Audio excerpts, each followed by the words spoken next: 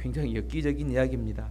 사사기 17장부터 21장까지는 사사시대의 말기에 영적인 상황을 이야기해주는 이야기입니다. 이 이야기에는 3명의 레위인이 등장합니다. 첫 번째 레위인은 17장 18장에 미가에게 고용되었던 젊은 레위인입니다. 이 사람은 모세의 손자 요나단이었는데, 이 사람은 나중에 단 지파가 우상 숭배하는 것을 주도하는 사람이 되었습니다.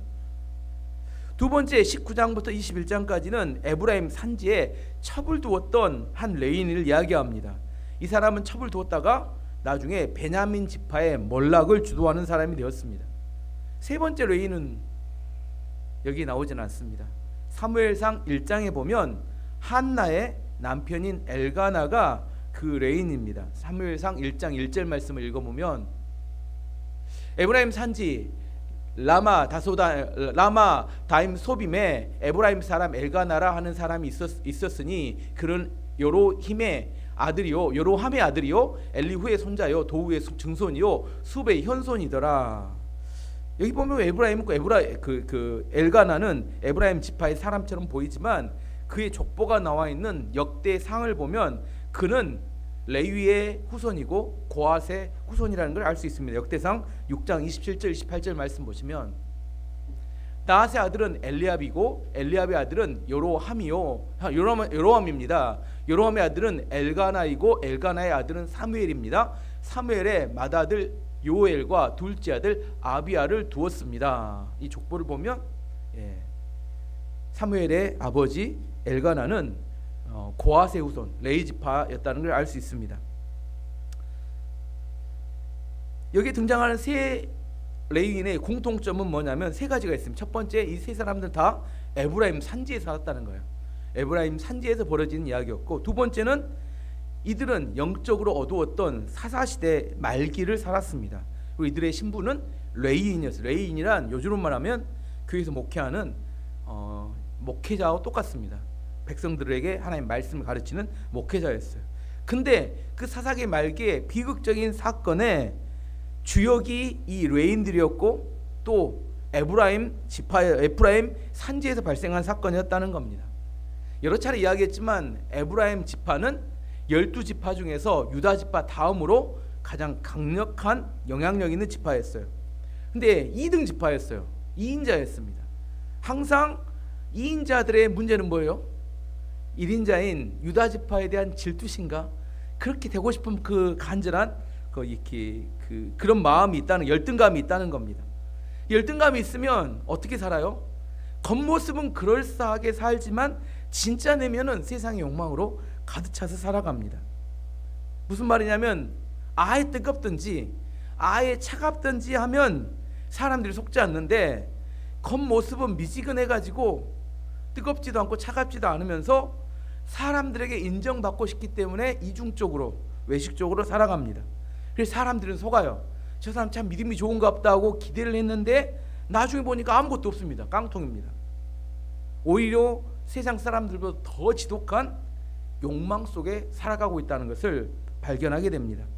이 두 번째 레인과 세 번째 레인의 공통점이 뭘까요? 첩을 두었다는 거예요. 첩을. 이 두 번째 오늘 본문에 나올 레인도 첩이 있었고 엘가나도 분인나라는 한나 말고 다른 첩을 두었습니다. 그래서 제 생각에는 에브라임 레인들은 첩을 두는 게 유행이었을까 그런 생각도 해봅니다. 어쨌든 하지만 엘가나, 사무엘상에 나오는 엘가나는 다행스럽게도 비극의 주인공은 되지 않습니다. 왜냐하면 그의 아내 한나가 눈물의 기도를 통하여 누구를 얻어요? 사무엘이라는 그 시대 믿음의 아들을 얻고 그 아들을 통하여 그 시대를 구원하는 축복의 통로로 쓰임받게 됩니다.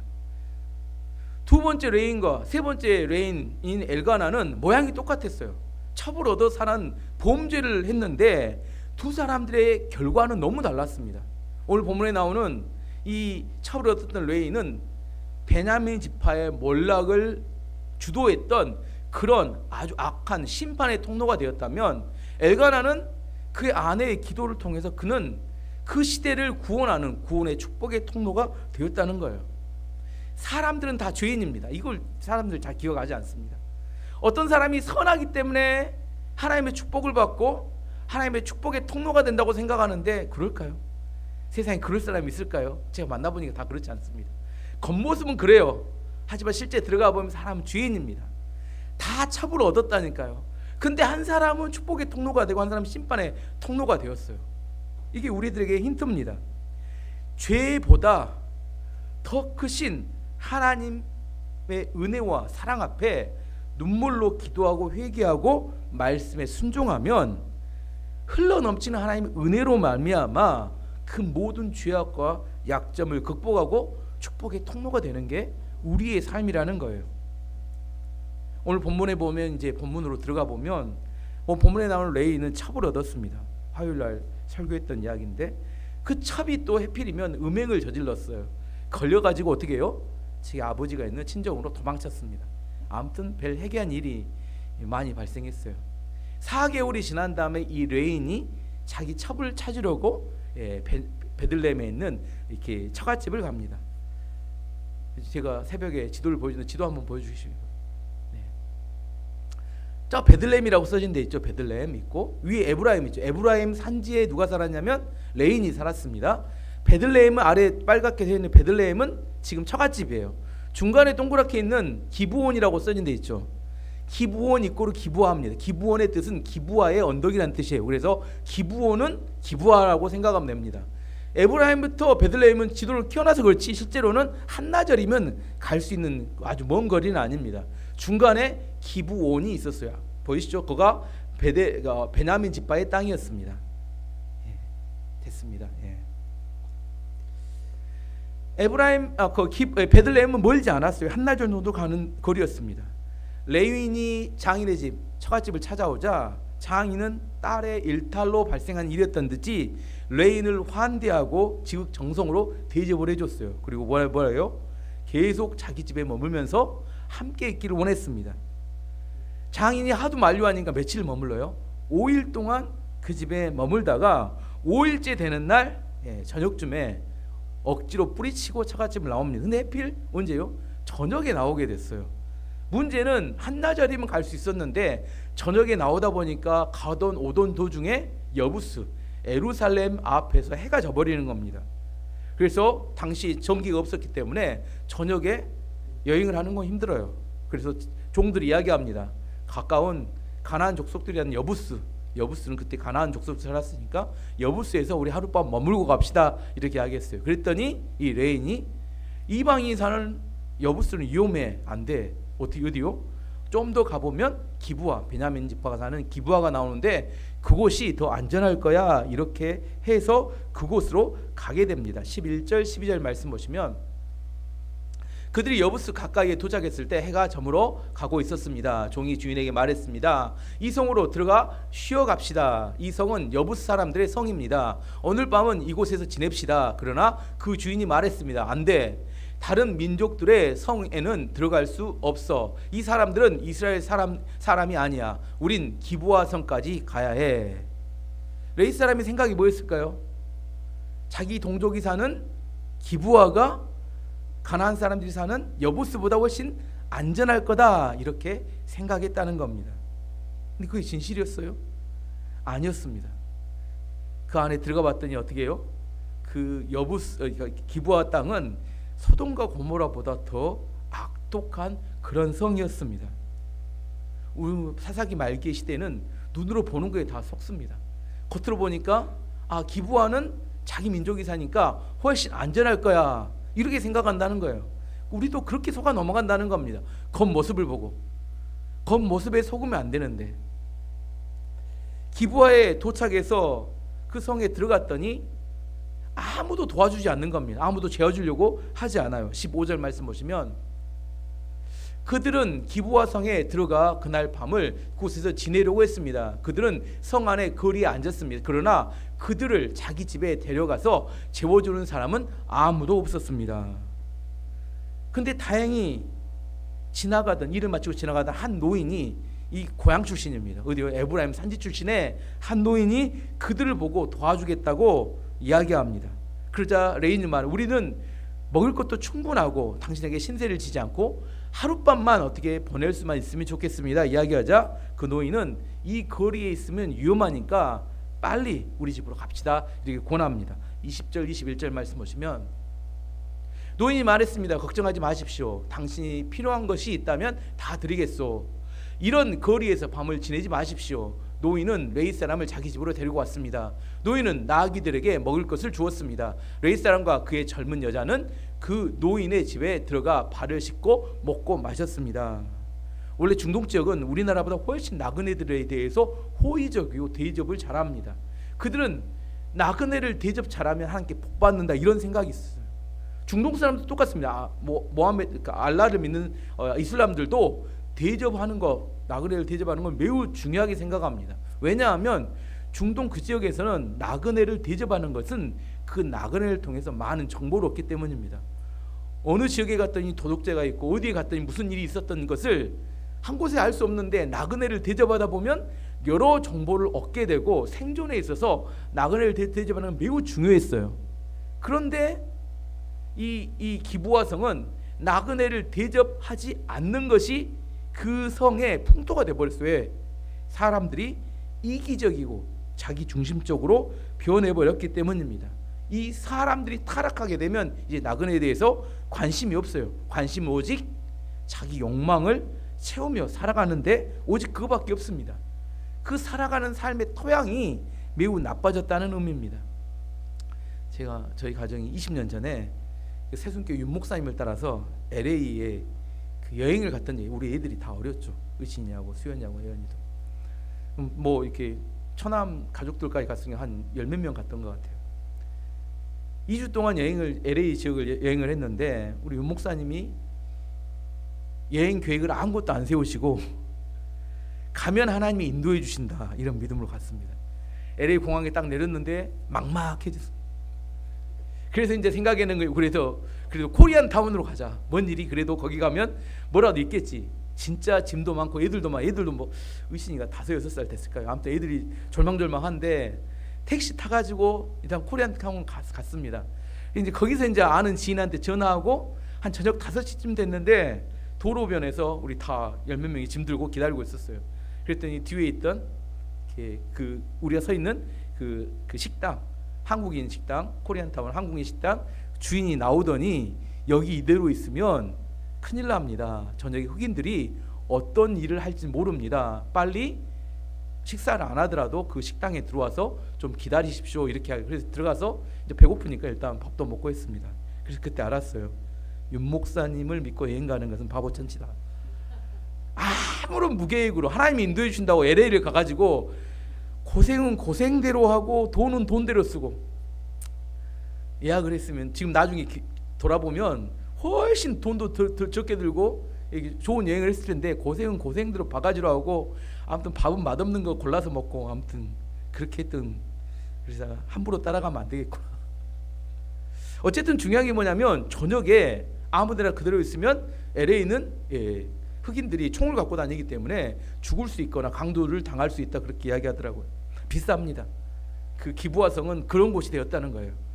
레인은 노인의 도움으로 그 집에 가서 식사를 하고 쉬고 있었어요. 근데 갑자기 기브아 성의 불량배들이 그 노인의 집으로 찾아와서 그 방문한 사람 중에 남자를 내놓으라고 요구합니다. 22절 말씀 보시면 그들이 평안히 쉬고 있을 때 그 성의 사람들이 그 집을 둘러싸며 문을 두드렸습니다. 그들은 집 주인인 노인에게 말했습니다. 당신 집에 온 사람을 끌고 나오시오. 우리가 그 사람을 강간해야겠소.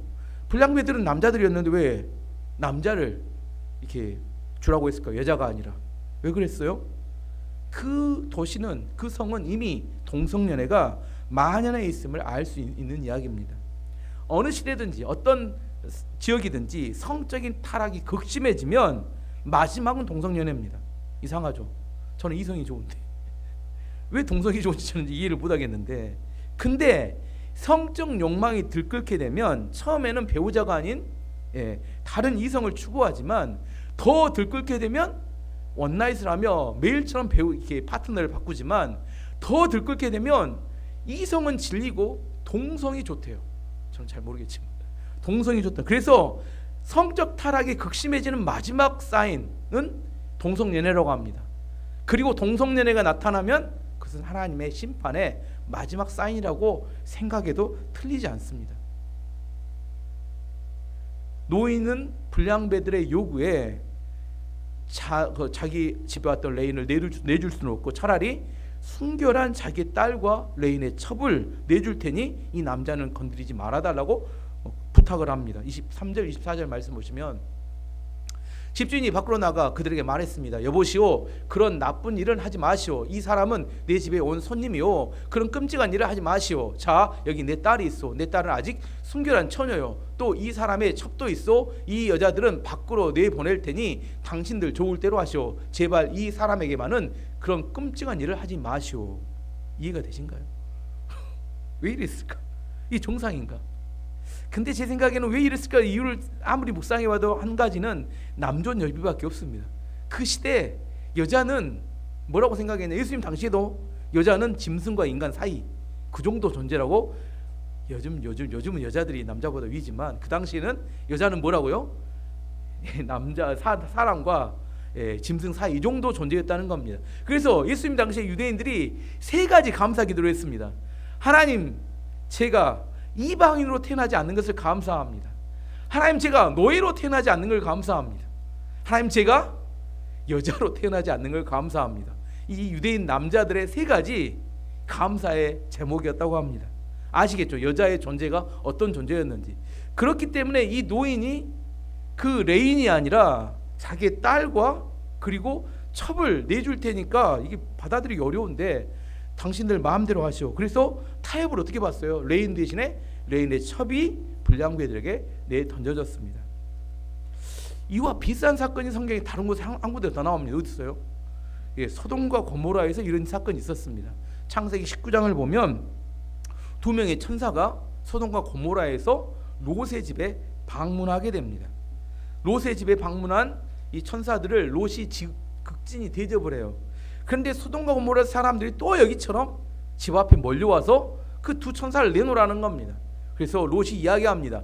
내 순결한 두 딸이 있으니까 이 천사들을 건드리지 마십시오. 이렇게 부탁을 합니다. 그러자 네가 너를 재판장으로 세웠느냐고 그 롯의 집에 문짝을 부숴불고 안으로 사람들이 들어왔어요.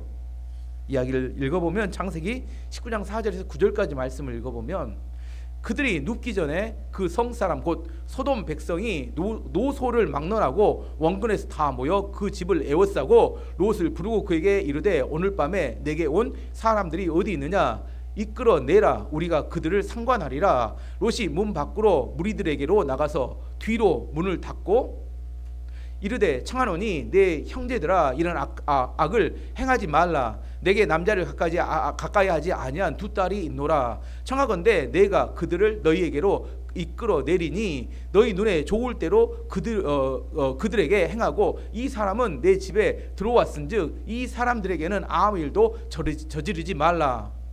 그들이 이르되 너는 물러나라. 또 이르되 이 자가 들어와서 거류하면서 우리의 법관이 되려 하는도다. 이제 우리가 그들보다 너를 더 헤아리라 하고 롯을 밀치고 가까이 가서 그 문을 부수려고 하는지라. 그러자 두 천사가 그 왔던 모든 사람들의 눈을 어둡게 만들고 흩어버린 다음에 그 롯의 가족들을 이끌고 소돔과 고모라를 탈출하고 하나님께서는 그 소돔과 고모라의 불심판으로 다 불태워 없애버렸습니다. 근데 소돔과 고모라에서 발생했던 동일한 사건이 어디서? 기브아에서 나타났다는 겁니다. 결국 그날 밤에 레이의 첩은 끌려나가게 되었고 밤새도록 불량배들에게 몹쓸 짓을 당하였습니다. 25절에서 28절 말씀 보시면 그러나 사람들은 노인의 말을 들으려 하지 않았습니다. 그래서 레위 사람은 자기 첩을 그들에게 내보냈습니다. 그들은 그 여자를 욕보이고 밤새도록 괴롭혔습니다. 그러다가 새벽이 되어서야 놓아주었습니다.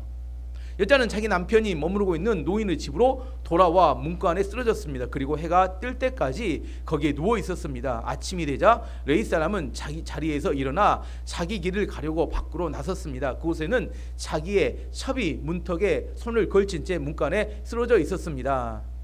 레위 사람이 여자에게 말했으면 일어나라 가자. 하지만 여자는 아무 대답도 하지 않았습니다. 레위 사람은 첩의 시체를 나귀에 싣고 자기 집으로 갔습니다. 정말 엽기적인 사건입니다. 첩은 밤새도록 몹쓸짓을 당했고 다시 노인의 집으로 남편이 있는 집으로 돌아왔지만 문은 닫혀져 있었고 문 앞에서 쓰러져 죽게 되었습니다. 아침에 일어난 레인이 밖에 나가서 그 첩에 보고 일어나라 했는데 대답하지 않냐, 죽었다고 생각하고 아무 말도 없이 나귀에 그 시체를 실어서 자기 집으로 돌아왔습니다. 왜 아무 말도 않고 자기 집으로 돌아왔을까요? 왜 그랬을까요? 뭐라고 말했다가 자기도 죽을지 모르니까 지금 조용히 돌아가야 아닌가? 제 생각은 그런데 뭐라고 지금 원래로 보면 어떻게 해야 돼요? 억울함을 호소하고 이렇게 경찰서에 가서 신고하고 뭔가 억울함을 풀어달라고 이야기해야 되는데 살인사건인데 아무 말도 하지 않고 나귀에다 아내의 시체를 싣고 집으로 돌아왔다는 겁니다. 지금까지 있었던 이야기 중에 레인의 행동에 대해서 이해가 잘 되신가요? 저는 이해가 안 되는 부분이 너무 많습니다. 첫 번째, 레인이 첩을 얻었다는 것부터 이상하고, 첩이 바람이 나가지고 집으로 돌아가는 처갓집으로 돌아갔으면 정리를 해야 되는데 음행했던 첩을 데리러 베들레헴으로 갑니다. 가면 뭐 해야 돼요? 그 첩과 대화를 하고 그 과거의 문제를 정리하고 서로 회개하든지 뭐 용서를 구하든지 뭐 용서해 주든지 그러고 데려와야 되는데 가서 뭔만 해요? 먹고 마시고 즐거워하자. 아무런 말이 없어요. 그리고 계속 먹기만 하고 즐기다가 그리고 집으로 돌아옵니다. 그리고 불량배들이 자기를 원했는데 누구를 내보내요? 첩을 내보낸 다음에 아침 늦게까지 편안하게 잠을 잤어요. 최소한 남편이라면 생명을 걸고 아내를 지켜야 되는데 생명이 위태로운 상황, 위기 상황에서 남의 일처럼 이 레인은 전혀 관여하지 않습니다. 그리고 첩이 죽었는데 아무런 저항도 하지 않고 잘못되었으면 이야기하지 않고 어디로 조용히 시체를 실어가지고 자기 집까지 왔어요. 왜 그랬을까요? 이 사람은 왜 이런 일이 발생했으며 이걸 어떻게 처리하는 것이 맞을지 하나님께 레인이니까 물어보고 올바른 방향을 설정하고 해결해야 됐는데 이 레인이 원하는 건 딱 하나뿐입니다. 내가 살아야겠다. 자기 욕망을 채우는 것과 내가 살아야겠다. 무책임한 사람이고 이기적인 사람이고 완전히 자기 중심적인 사람이었습니다. 이 내용을 읽다가 예전에 읽었던 소설이 하나 생각났어요. 밀란 쿤데라가 썼던 참을 수 없는 존재의 가벼움이라는 책이 있습니다. 이 책의 내용은 체코의 프라하에서 이렇게 젊은 남녀들이 자기 욕망을 따라 살아가는 삶의 이야기인데 그 이야기 안에는 서로 이렇게 사람들과의 관계를 하는데 회개도 없고 용서가 없으니까 깊어지지 않기 때문에 사람은 자꾸 바뀌지만 목마른 채로 살아가는 사람들의 이야기를 그려줍니다. 삶이 공허하고 몸이 건조합니다. 왜 이렇게 되어버렸어요? 이 레인의 삶과 그의 삶에 나타나는 것은 회개가 없기 때문입니다.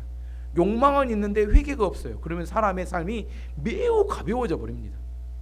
참을 수 없는 존재의 가벼움처럼.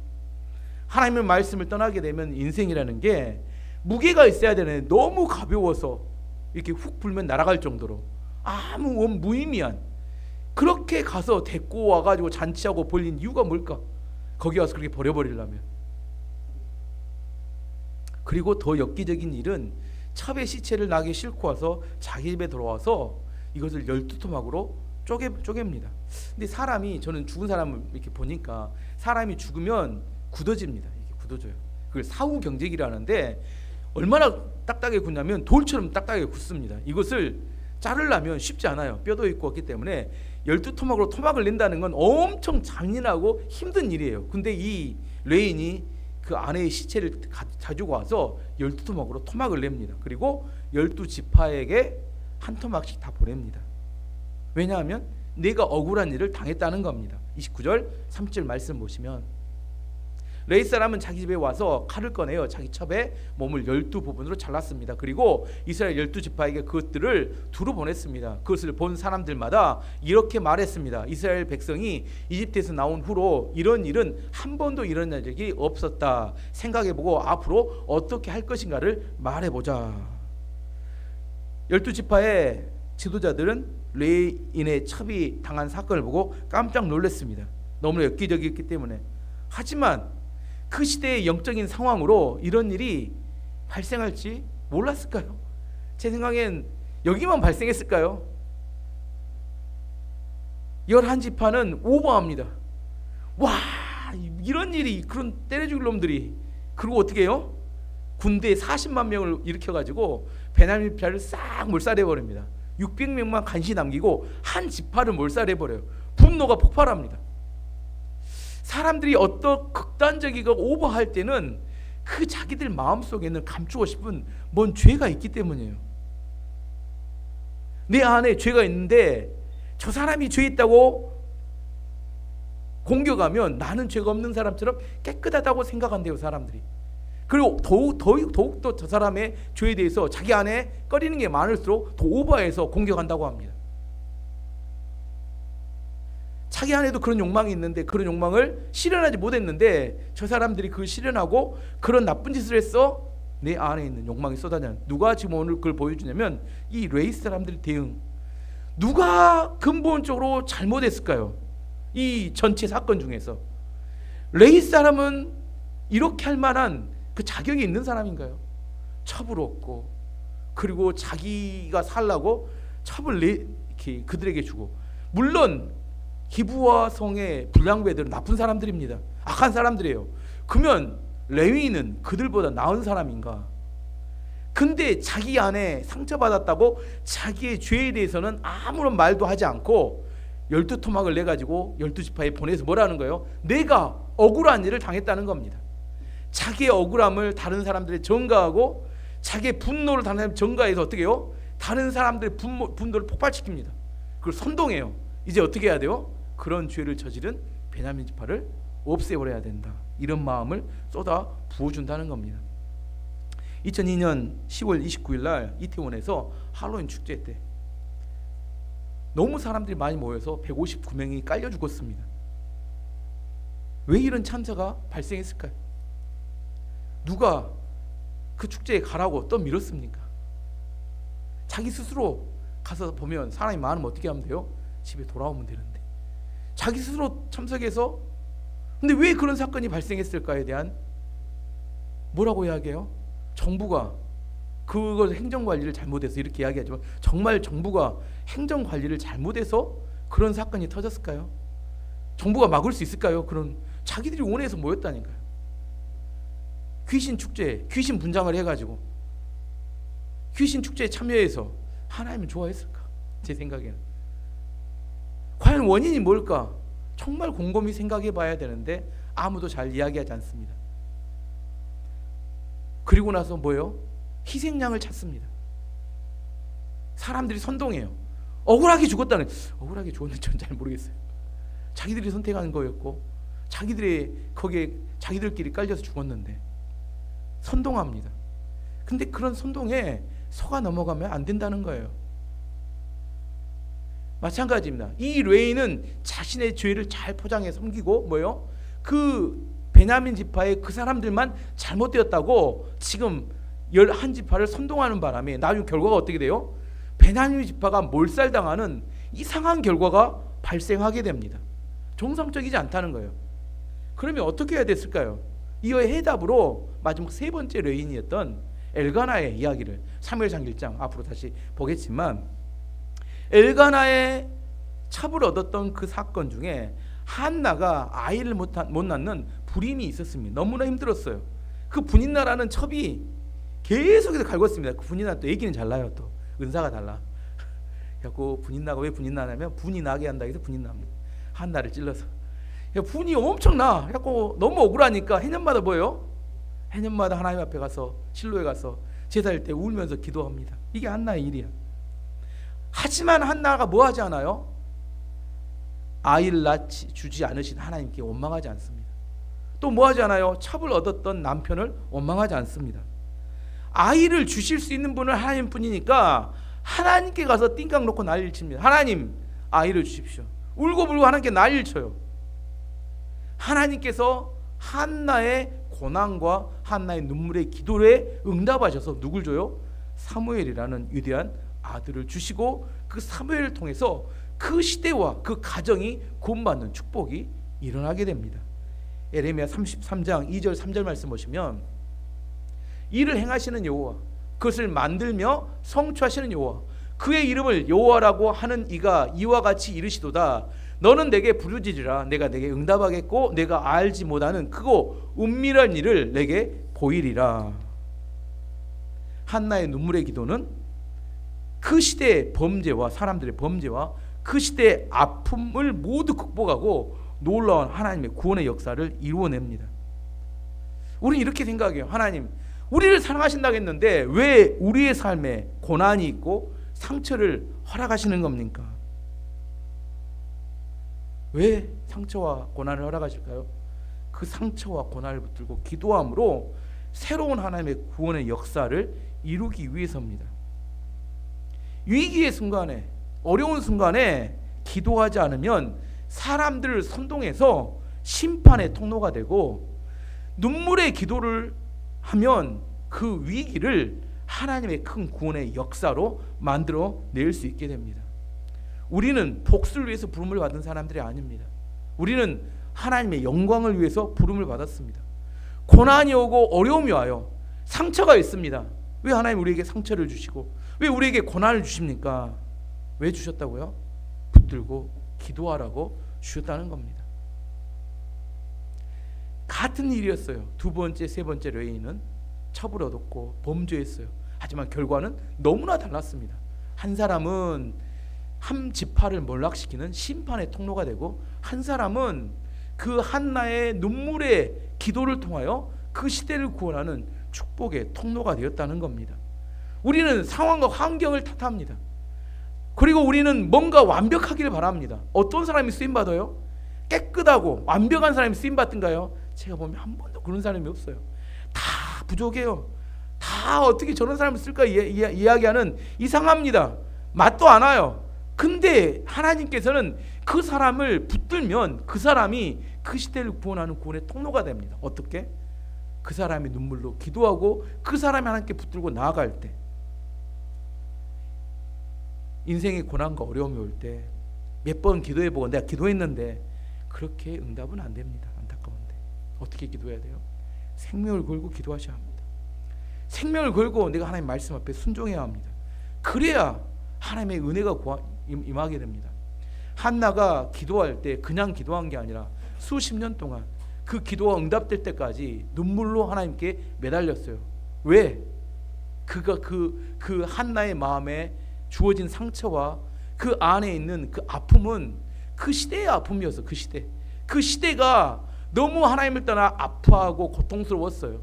그 시대를 고치기 위한 하나님의 계획이 한나의 개인의 삶을 통하여 그에게 임하였고, 그는 기도함을 통하여 그 위기와 어려움을 극복해냄을 통하여 그 생명을 걸고 그의 인생을 걸고 기도할 때 하나님께서 그를 통하여 놀라운 구원의 역사가 이루어진 겁니다. 우리 하나님은 우리를 쓰실 때 그냥 이렇게 말씀으로 쓰는 게 아니라 그 사람 안에 뭔가 상처를 내세요. 하나님을 매달릴 수밖에 없도록, 하나님을 의지할 수밖에 없도록, 내 인생이 하나님 아니면 안 되겠다고 생각할 만큼 간절한 내 생명을 걸고 하나님을 따라갈 수밖에 없는 그런 이유를 만드십니다. 그 이유가 있을 때 그걸 붙들고 내 인생을 걸 때 거기서 기적이 나타나는 거지, 그냥 편안하고 안정된 속에서 아무런 없이 그냥 하나님 이렇게 주세요, 그렇게 이야기하는 게 아닙니다. 그래서 부르짖으라. 그러면 내가 알지 못하는 크고 은밀한 일을 너에게 보이리라 약속한 것은 내 인생을 걸고 사명을 걸고 기도해야 합니다. 그렇지 않고 얻을 수 있는 게 없어요. 편안하게, 내가 나이스하게, 젠틀하게 모든 걸 다 하고 다른 사람이 좋은 이야기 듣고 그리고 내 인생이 잘 되더라, 그럴 일 없을 것 같아요. 제가 해보니까 내 모든 걸 걸고 하나님 앞에 나아갈 때 하나님도 그 사람에게 안심해서 축복하시고 그 사람을 쓰시고 인도해 가십니다. 그래서 하나님께서 우리 가운데 고난을 주시고 상처를 내시고 인도해 가셔요. 근데 나중에 결과를 보면 한나의 가정의 결과와 레인의 가정의 결과는 너무 극단적으로 다르다는 겁니다. 모양은 똑같아요. 겉모습은 똑같습니다. 하지만 결과는 너무너무 다르다는 것을 아셔야 합니다. 우리 안에서 뭐가 차이예요? 내 인생에 정말 하나님께 답이 있는, 사람을 원망하지 않고 하나님께 답이 있는 것처럼 하나님께 나가서 매달리고 의지하면 하나님께서 마침내 우리 인생의 선한 결과, 인생을 역전시켜 주십니다. 2025년에 한나와 같은 기도를 통하여 여러분의 가정과 우리 교회와 여러분의 자녀들에게 이런 축복과 은혜의 역전이 있기를 기도합니다.